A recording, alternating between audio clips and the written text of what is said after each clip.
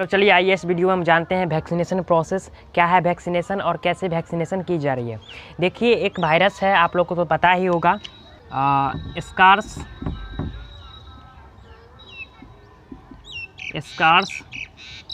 CoV-2, यही virus के कारण कोरोना वायरस होती है।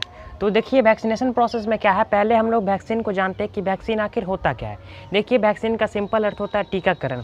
देखिए जब भी आपको वैक्सीनेट कर दिया जाएगा, अगर मान लीजिए अभी जैसे भी कोरोना वायरस, तो कोरोना एक पेंडेमिक ग्लोबल में, ये पूरी अभी सिर्फ इंडिया को ही नहीं, इससे पहले चाइना, अमेरिका, रसिया, इजराइल, ऑस्ट्रेलिया, बाकी सभी देश, अफ्रीका, बाकी सभी देश इस महामारी से परेशान थे। लेकिन अभी कुछ दिन पहले इजराइल और अमेरिका लगभग फ्री हो चुके हैं कोरोना से, और ऑस्ट्रेलिया अभी थोड़ा बहुत जूझ रहे हैं, लेकिन वो भी फ्री हो जाएंगे। रसिया ऑलरेडी कंट्रोल कर चुका है, लेकिन इंडिया में यह बहुत ही आउट ऑफ कंट्रोल हो गया। इससे अभी लोग लगभग 5 लाख लोग डेली इसके चपेट में आ जा रहे हैं, और अभी सुनने में आया कि फ्लैट हो चुका है। अब कुछ दिन बाद ये डाउन भी जाएगा, लेकिन थर्ड वेव आ सकती है, इस पर साइंटिस्ट लोग की सलाह है।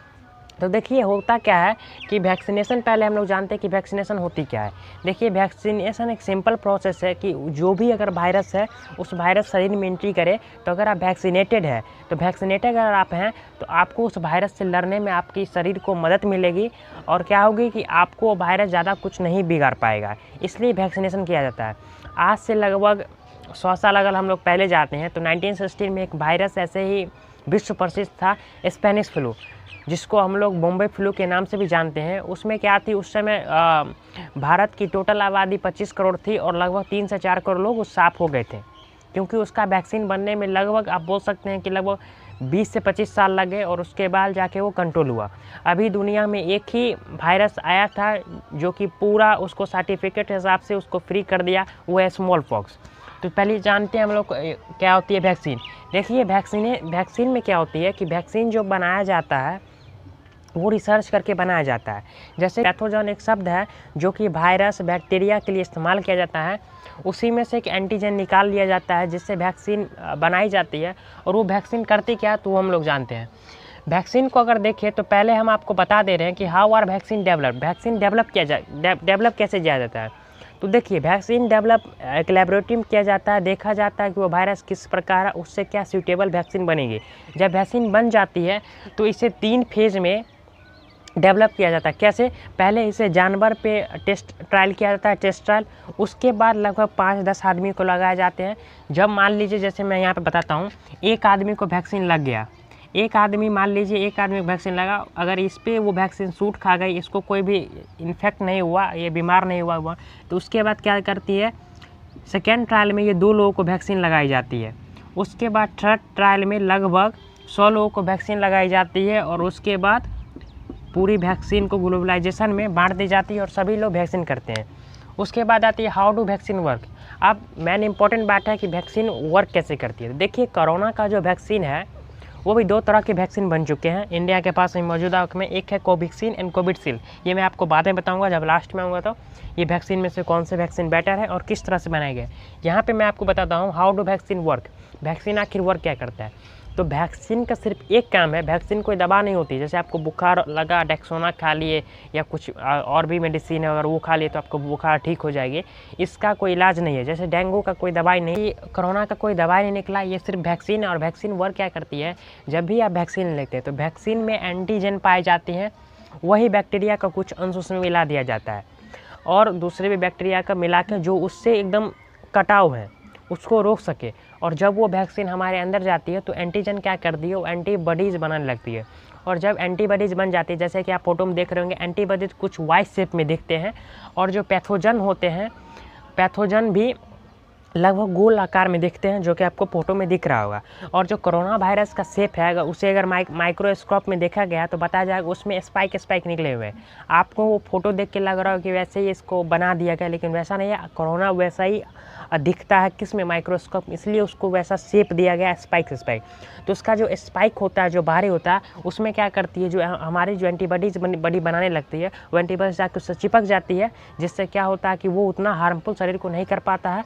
और वो हमारे शरीर में जब भी बैक्टीरिया एंट्री मारती है, कोरोना वायरस का जो बैक्टीरिया है SARS-CoV-2 हमारे शरीर में एंट्री मारने पे क्या होती है, वो जाके रिप्यूटेशन करने लगती है। मतलब एक गई और उससे हज़ार बन गए, हज़ार से लाख बन गए और लाख से करोड़ बन गए। इसमें क्या होता है, मतलब टाइम लगने लगता है। एंटीबॉडीज़ जितने देर में बनती हैं उतने देर में वो जो बैक्टीरिया है, मतलब वो जो वायरस है, वो हमारे पूरे सेल को डैमेज कर देती है और हम उस लेवल तक पहुंच जाते हैं जहां पे हम लोग जीवन और मौत से जूझने लगते हैं।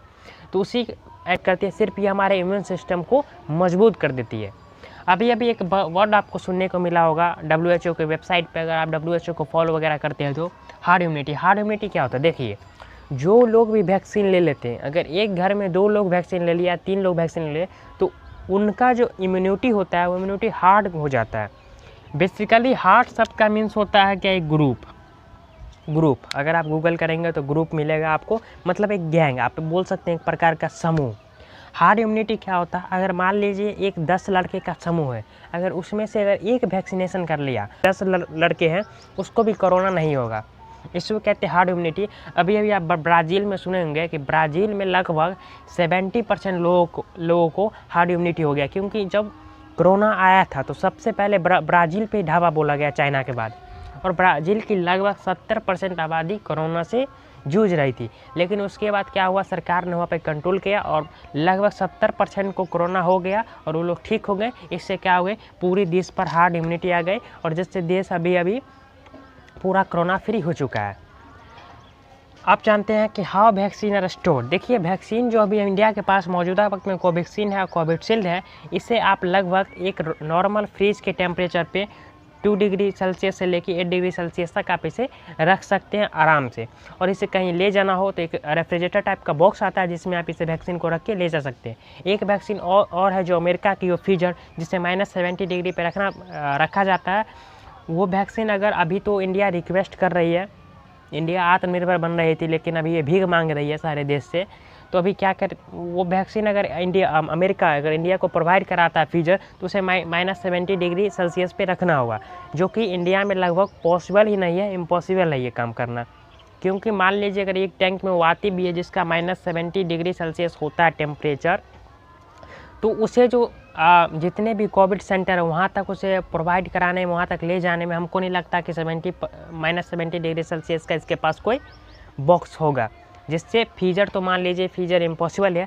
अब जो हमारा स्पुतनिक वैक्सीन है जो कि रसिया ने बनाया, उसको भी आने में लगभग बहुत टाइम लगेगा, लेकिन वो वैक्सीन है बहुत ही, मतलब बोल सकते हैं कि बहुत ही सेफ्टी प्रदान कर देती है।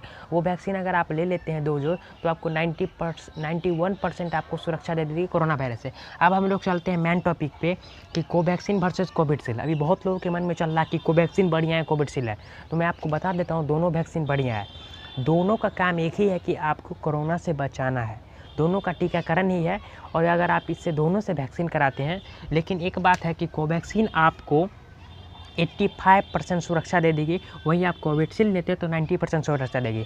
अब मैं आपको बता देता हूं कि कोवैक्सीन को भारत बायोटेक इंटरनेशनल बना रहा है, जो कि उसका जो मेन ब्रांच है वो हैदराबाद में स्थित है, और जहीं वो कोविशील्ड है उसे सीरम इंस्टीट्यूट ऑफ इंडिया बना रहा है, जो कि आधार पूनावाला की कंपनी है। अभी कुछ दिन पहले आप न्यूज़ सुनेंगे कि आधार पूनावाला ने इंडिया छोड़ के लंदन चले गए एक लग्जरी फ्लाइट से। ऐसा इसलिए हुआ कि आधार पूनावाला की जो कंपनी है वो लगभग 1 महीना में 7 करोड़ ही वैक्सीन बना पाती है, और उन पे बार दबाव डाला जा रहा था कि अगर आप 15 से 20 करोड़ अगर हर मंथ नहीं बनाएंगे तो आपको जान से मार दिया जाएगा।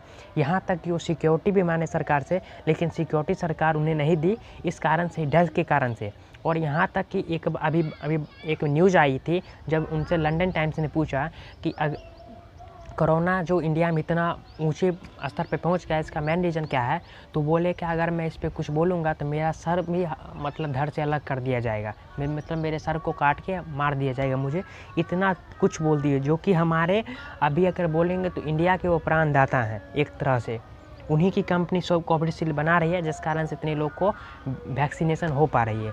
तो चलिए अब मैं इन दोनों में आपको फ़र्क बता देता हूँ। देखिए, कोवैक्सीन जो है, कोवैक्सीन में जो कोरोना वायरस है उसी का एक छोटा पार्टिकल डीएक्टिव करके, इनएक्टिव मोड में, मतलब डीएक्टिव करके उसे मार के उस वैक्सीन में डायरेक्ट डाल दिए गए और वही आपको इंजेक्ट कर दिया जा रहा है।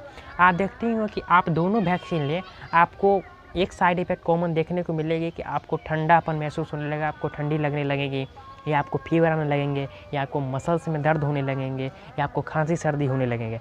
ऐसा इसलिए होता है वैक्सीन लेने पे क्योंकि कोवैक्सीन में ओरिजिनल कोरोना वायरस है, जो वायरस है SARS-CoV-2 जिस वायरस का नाम है, वही डाल दिया गया वैक्सीन में, कम मात्रा में डाला गया है और वो डीएक्टिव मतलब मरा हुआ है। वो इसलिए डाला गया है कि जो ही आप इंजेक्ट करेंगे आपके शरीर में ये SARS-CoV वायरस कुछ मात्रा में पहुँचेगा, आपका जो एंटीजन है बॉडी में, जो कि एंटीजन पैथोजन से ही बनती है, उस वायरस से ही एंटीजन बने लगती है, वो क्या करती है एंटीबॉडीज़ बनाने शुरू कर देती है। उसके पास रहता होता है घर में 2 लोगों का अटैक हुआ, अगर आपको कोई पहले से फ़ोन कर देता है कि आपके घर में 2 लोगों का अटैक होगा, मान लीजिए 1 घंटा पहले ही फ़ोन करता है अटैक होने से पहले, तो आप क्या कर लीजिएगा, थोड़ा बहुत करके उसे मैनेज कर लीजिए। लेकिन अगले टाइम से आप मैनेज रहिएगा कि कहीं 100 लोग आएंगे तो मैं उससे भी निपट लूँगा, उसके लिए व्यवस्था कीजिएगा। उसी तरह है हमारे शरीर में जब कोविड के कुछ अंश जाते हैं मरे हुए, एंटीजन बनाना स्टार्ट कर देते हैं एंटीबॉडीज़, और क्या करती है SARS-CoV से हमारे एंटीबॉडीज़ लड़ना शुरू कर देते हैं। लेकिन ये तो ऑलरेडी मरा हुआ रहता है, जिस कारण से कुछ इफेक्ट पड़ता नहीं है। लेकिन एंटीबॉडी समझ जाती है कि अगले टाइम अगर जिंदा वायरस पे आएगा तो हम उससे लड़ने के लिए तैयार रहेंगे। तो बस वैक्सीनेशन का इतना ही काम है कि आपके बॉडीज़ में अगर कोरोना जाएगा भी तो वो आपको कुछ होने नहीं देगा, क्योंकि वो एंटीबॉडीज़ बना लेता है। वहीं बात की जाए कोविशील्ड की, तो कोविशील्ड जो बना है वो बना है एडिनो वायरस से।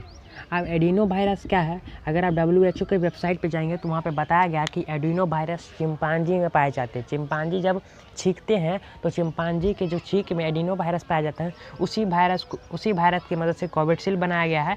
जब लेबोरेटरी में टेस्ट किया गया तो एडिनो वायरस क्या करती है, जब लेबोरेटरी में टेस्ट किया जाए तो एडिनो वायरस मतलब SARS-CoV-2 जो वायरस है कोरोना वायरस जिससे होती है, उससे वो लड़ने में मदद करती है इंसान को।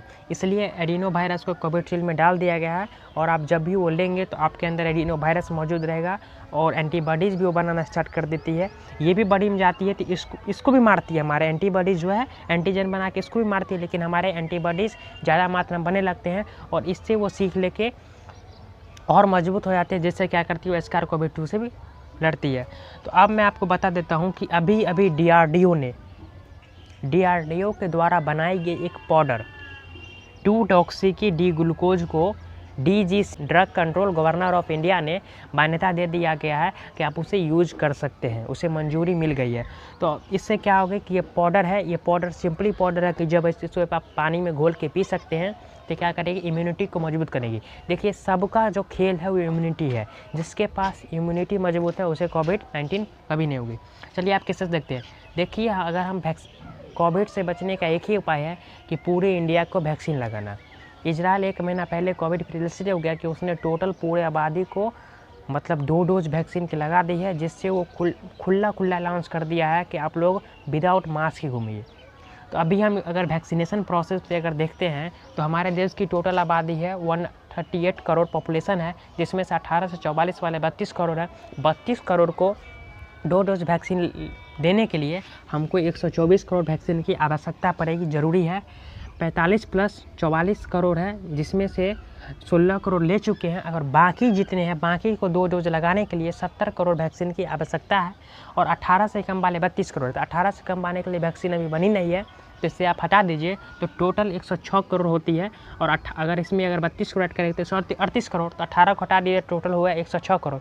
106 करोड़ लोगों को 2 डोज वैक्सीन लगाने के लिए लगभग अभी इंडिया को ज़रूरत पड़ रही है 200 करोड़ वैक्सीन बनाने की। और अभी जो वैक्सीन बन रही है लगभग 10 करोड़ ही वैक्सीन मंथ में बन रही है, जिसमें से 7 crore serum institute of India वाले प्रोड्यूस कर रहे हैं।